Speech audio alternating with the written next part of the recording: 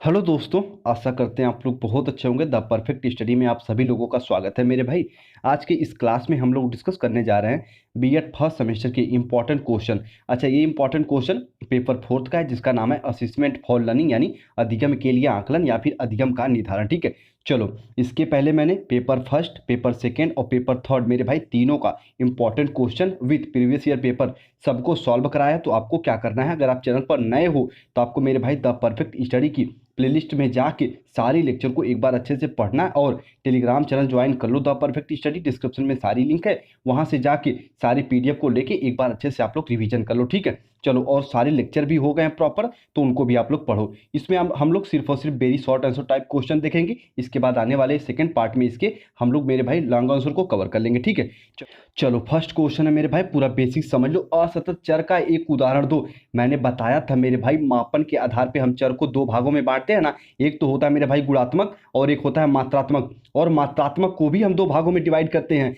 एक होता है सतत चर और एक होता है असतत चर। ठीक है, इस प्रकार से इस क्वेश्चन को आप लोग बेसिक से तैयार कर लीजिएगा। और हाँ, जितने भी मैंने मेरे भाई क्लास को लिया है ना, तो जाके चैनल की प्लेलिस्ट में प्लीज आप लोग अपने एग्जाम से पहले पहले सारे लेक्चर को एक बार कवर कर लीजिएगा जरूर। ठीक है, चलो, और उसके बाद देखो सेकंड प्रश्न है, निकट संदर्भित परीक्षण से आप क्या समझते हो। ठीक है, देखो निकट संदर्भित परीक्षण और मानक संदर्भित परीक्षण, मानदंड संदर्भित परीक्षण, सबको मैंने बेसिक से कवर कराया है। जो बच्चे पहले से जुड़े उनको पता होगा कि हाँ सर ने पढ़ाया है। ठीक है, तो इसको भी आप लोग जाके दोनों क्वेश्चनों को, तीनों क्वेश्चनों को तैयार कर लीजिएगा। ठीक है, उसके बाद बुद्धि लब्धि के प्रत्यय को स्पष्ट कीजिए, आईक्यू के संप्रत्यय दीजिए। देखो दोनों क्वेश्चन सेम ही है, इसमें बुद्धि लब्धि कह दिया, इसमें आईक्यू कह दिया। ठीक है, और आपको पता है मेरे भाई इसका फॉर्मूला क्या होता है, तो आपको पता है आईक्यू इज इक्वल टू मेरे भाई mental age upon current age into 100। ठीक है, इस प्रकार से इस प्रश्न को भी तैयार की। जितने भी प्रश्न मैंने बता रहा हूं यहाँ पे सारे इंपॉर्टेंट है मेरे भाई, बिल्कुल सेलेक्टेड प्रश्न लेके आया हूं।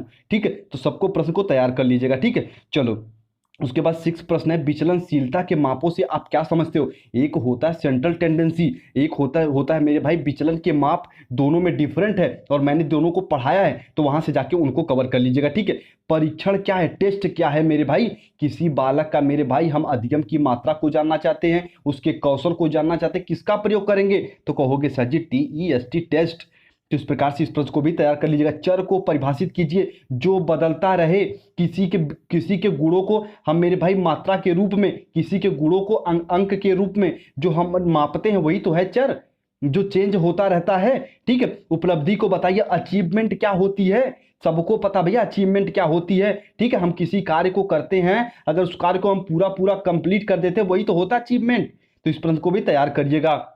उसके बाद राष्ट्रीय पाठ्य चर्चा प्रारूप का परिचय दीजिए, एनसीएफ के बारे में पूछ रहा है। ठीक है, दो चार पॉइंट इसमें भी आप लोग लिख के क्वेश्चन को समाप्त कर सकते हैं। ठीक है, चलो उसके बाद 11 क्वेश्चन है, केंद्रीय प्राप्तांक को परिभाषित कीजिए। केंद्रीय प्राप्तांक कह दे चाहे सेंट्रल टेंडेंसी कह दे, मेरे भाई सेम उत्तर आप लोग लिखोगे। देखो सेंट्रल टेंडेंसी मैंने बताया था ना, यहाँ पे 3 है, यहाँ पे 4 है, यहाँ पे 5 है, यहाँ पे 6 है, तो इसका एक तो हम ऑवरेज मान निकालेंगे, इसका एक सर्वश्रेष्ठ मान निकालेंगे, वही होगा केंद्रीय प्राप्तांक। ठीक है, चलो देखो सिर्फ और सिर्फ क्वेश्चन बताने के पीछे पर्पज ये है कि मैंने बेसिक से पूरा बीएड फर्स्ट सेमेस्टर की सारी लेक्चर को पढ़ाया है।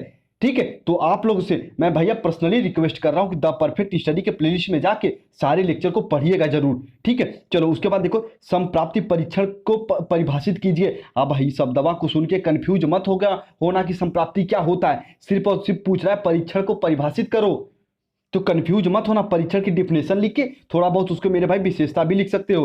प्रश्न बैंक क्या है, जहां पे मेरे भाई बालक के हम कौशलों को जानने के लिए जितनी तैयारियां करते हैं वो कहाँ उसको स्टोर कहाँ करते हैं, तो वो भैया प्रश्न बैंक हो गया। ठीक है, चलो उसके बाद केंद्रीय प्रवृत्ति का माप क्या है। ठीक है, केंद्रीय प्रवृत्ति का माप क्या है, सेंट्रल टेंडेंसी का माप क्या है, इस प्रश्न को भी तैयार कर लीजिएगा। ठीक है, सेंट्रल टेंडेंसी पे पूरा बिल्कुल सेपरेट लेक्चर दिया हूं मैं। ठीक है, मानक विचलन से आप क्या समझते हो, मानक विचलन से आप क्या समझते हो मेरे भाई, वेरी वेरी इंपॉर्टेंट है। अभी कुछ शब्द भी बताऊंगा जो इंपॉर्टेंट है, वेरी वेरी इंपॉर्टेंट करके देखो लिखा हूं आपके लिए। ठीक है, चलो जितने भी प्रश्न बता रहा हूं उम्मीद करूंगा सारे प्रश्न आप लोग अच्छे से तैयार करोगे। ठीक है, उसके बाद मेरे भाई 16 क्वेश्चन है, शिक्षा में सह संबंध के महत्व का वर्णन कीजिए, वेरी वेरी इंपॉर्टेंट है मेरे भाई। ठीक है, उसके बाद देखो अगला प्रश्न है, मानक को परिभाषित करो। मानक मेरे भाई वेरी वेरी इंपॉर्टेंट है। कहते हैं ना किसी भी परीक्षण को आप मेरे भाई कंप्लीट करते हो तो एक मानक निर्धारित करते हो कि नहीं, तो उसको यहाँ पे परिभाषित करना है। और हाँ ठीक है, चलो उसके बाद 18 क्वेश्चन है, मूल्यांकन पैटर्न के ग्रेडिंग पद्धति की आवश्यकता के औचित्य को साबित कीजिए। देखो प्रश्न को देख के कंफ्यूज मत होइएगा, प्रीवियस ईयर में आया हुआ है। भैया पूछ रहा है ग्रेडिंग पद्धति से आप क्या समझते हो, साफ साफ जी देखो ग्रेडिंग पद्धति से कुछ लाभ भी होते कुछ हानियां भी होती। जैसे अब ये बताओ, कोई बालक अगर मेरे भाई 90 नंबर पा रहा है उसको आप ए ग्रेड दे रहे हो, कोई 80 नंबर पा रहा है उसे भी ए ग्रेड में रख रहे हो, तो मेरे भाई जो 80 वाला और 90 वाला दोनों बराबर आ गया ना, इसका नुकसान है। और इसका फायदा क्या है मेरे भाई, बच्चे इसमें डिमोटिवेट नहीं होते। तो इस प्रकार से ग्रेडिंग पद्धति की कुछ विशेषताएं और कुल मेरे भाई इसकी हानि और लाभ को लिखिएगा। ठीक है, उसके बाद परीक्षा सुधार क्यों आवश्यक है। देखो कहोगे सर, देखो मैं कहता हूं ना, हमेशा ये बात बताता हूं कि टॉपिक तो मैं पढ़ाता ही पढ़ाता हूं, क्वेश्चन बनाना आपका फर्ज है मेरे भाई। जो बच्चे थोड़ा सा समझदार ये चीजों को समझ रहे होंगे कि सर सही बात बोल रहे हैं, टॉपिक मैं पढ़ा देता हूं, टॉपिक मैंने पूरा बेसिक से पढ़ाया है मेरे भाई। परीक्षा सुधार के बारे में बताया था, परीक्षा क्या होता है, परीक्षा के प्रकार बताया था, फिर मैंने बताया था कि वर्तमान में परीक्षा प्रणाली है क्या, फिर मैंने बताया था परीक्षा सुधार क्यों आवश्यक है। तो यहाँ पे देखो वही पूछ लिया, परीक्षा सुधार क्यों आवश्यक है। कहते हैं ना परीक्षा मेरे भाई जो समाज में रिक्वायरमेंट होती है ना उसके अनुसार होना चाहिए। तो ये बताओ अगर समाज बदल रहा है तो परीक्षा का पैटर्न बदलना चाहिए कि नहीं, तो कहोगे यस सर। तो मेरे भाई परीक्षा सुधार क्यों आवश्यक है पूरा पूरा लिख के आना। ठीक है, चलो अब देखो यहाँ पे कुछ आपके लिए स्पेशल शब्द है मेरे भाई, आप लोग इन शब्दों को बिल्कुल बेसिक से कवर कर लीजिएगा। फर्स्ट है मेरे भाई आकलन असिस्मेंट, उसके बाद इवैल्यूएशन मूल्यांकन, उसके बाद टेस्ट परीक्षण, चर विश्वसनीयता वैधता और मानक मेरे भाई, या मानकता भी हो सकता है। तो मेरे भाई जितने भी शब्द यहाँ पे हैं सबको एक बार अच्छे से तैयार कर लीजिएगा, सबके बारे में जानते जरूर रहिएगा। ठीक है, उसके बाद इंटेलिजेंस, पर्सनालिटी ग्रेडिंग, बुद्धि व्यक्तित्व ग्रेडिंग, इन शब्दों को भी आप लोग एक बार अच्छे से तैयार कर लीजिएगा। 3 शब्द वेरी वेरी इंपॉर्टेंट है, औसतांक, मध्यांक और मेरे भाई बहुलांक, तीनों को बिल्कुल बेसिक से कवर कर लीजिएगा। ठीक है, जितने यहाँ पे शब्द हैं मेरे भाई इन शब्दों को तैयार कर लीजिएगा, स्पेशली तौर पे कह रहा हूं फोर्थ पेपर के लिए।